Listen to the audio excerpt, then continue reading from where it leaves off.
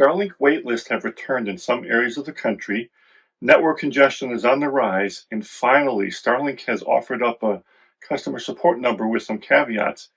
Come join us for the details.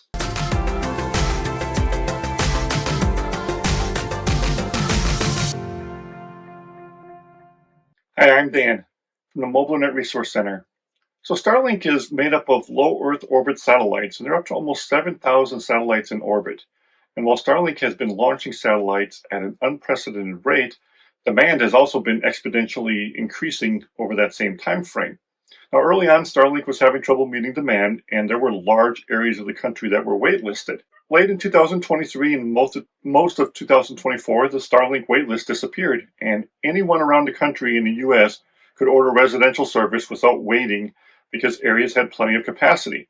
Well, now we're starting to see a shift again, and demand is exceeding capacity, and Starlink has once again added waitlists back to some areas of the country. Most notably, this is in the Pacific Northwest, in Oregon and Washington areas, some cities in California like San Diego and Sacramento, Texas, down in Austin, Texas, and even the Kenai Peninsula up in Alaska. We're also seeing some waitlists in Canada and Mexico for the first time. Starlink waitlists are labeled in dark blue on the Starlink map, and this just means if you are looking for residential service in these areas, you would now have to put a deposit down and wait to be notified when service is available. This does not affect roam users, who are the lowest priority on Starlink's network. You can order roam service anywhere, and this does not affect you. Earlier this year, Starlink launched a major sale campaign on the standard Gen 3 hardware, selling it cheaper than they have of any previous hardware in both the US and Canada. And also the long-awaited mini dish was released in the US, again adding hundreds of thousands of new subscribers to the Starlink network. In fact, worldwide, Starlink increased their membership from 3 million to almost 5 million since May of 2024. And all these new users just means network congestion has been on the rise, and the demand has started to exceed capacity. And of course, that's even outside the wait list. We're seeing network congestion really become an issue in some areas of the country. Starlink's networks are very similar to cellular networks, that there's a fixed amount of capacity available. So when you start to get too many users in an area, everyone's going to suffer. Now, roam users are probably going to feel the biggest hit, especially in the evening time when most people are streaming or doing other high bandwidth activities. But even residential users that are a little higher priority than roam users are even going to feel the crunch in some areas. Now, not everywhere in the country is experiencing this. And some areas are still having great Starlink service, but other people are really seeing the crunch. In fact, some people are reporting speeds under 10 megabits per second during prime time, which is making some of them question why they even got on Starlink in the first place. Hopefully, though, Starlink can start to bring more capacity into their networks, and this will just be a growing pain that will get over the hump in a little bit and go back to really good service for most people. Now, perhaps some of the most exciting news to come from Starlink in the recent months is that they have finally posted a customer support number to be able to call up and get assistance. This is only for US and Canada-based customers, and there's two separate toll-free numbers to dial from these countries. But there are some caveats to this that we will go over shortly. Now, up to this point, Starlink customer service has been ticket-based. Under your account, you have to open a support ticket with customer support, and usually you get some sort of AI or automated response back first. But then you have to wait for a customer service representative to pick up your ticket and get back with you. As the user base has increased, these wait times have become exceedingly long, and there have been numerous complaints on how long people have been offline just waiting for customer support to get back with them. So the fact that Starlink is now trying out a customer support number on a trial basis is pretty exciting news. While Starlink has been a definite game changer in the nomad community staying connected, it's still far from perfect.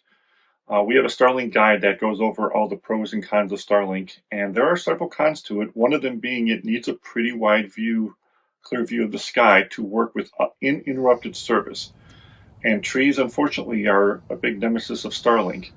Also, as we have just noted, with the extra congestion and times of network capacity being exceeded, You could experience some very slow service at times, and of course, customer service has always been a downfall of Starlink, though they're trying ways to fix that. So here at the Mobile Internet Resource Center, we really strive on recommending redundancy on your internet, especially if you need to stay connected for a job and unexpectedly being offline is a major headache to you, then you should really consider having cellular along with Starlink. And we have several guides, even a redundancy guide that goes over multiple ways to stay connected. So if you find your Starlink is suddenly offline for some reason, or network congestion is just making it unusable, you have other sources of internet to fall back to. And cellular service is well established. 5G has become a mainstream part of cellular service. And unlike Starlink, you can pretty much go anywhere in the country and either chat or call up or go into a store and get your cellular issue resolved on the spot. So it's always good to keep some backup options that you can depend on if you ultimately need to stay connected.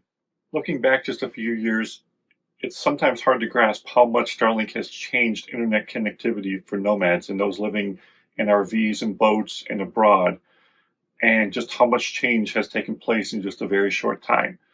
But even with that, Starlink is still a very young company, and it's going to have growing pains.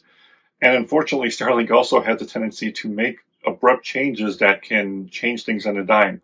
While they are a no-contract company, that also means they're under no obligation to keep things the same. And one thing we've learned from Starlink is they definitely do not keep things the same. So if staying connected is a really important part of your arsenal and your job, then while Starlink can be a great asset, we strongly urge you to consider keeping other forms of internet connectivity alongside it so that you always have something to fall back to. So tell us about your experience with Starlink. Are you in an area that recently became waitlisted, and is that going to affect you? How about the network congestion? Are you finding your speeds to be a lot slower in the last few weeks or months compared to maybe what they were previously? Or are you a brand new user and that was brought on, and are you happy with your service? And what about Starlink trying out a support number?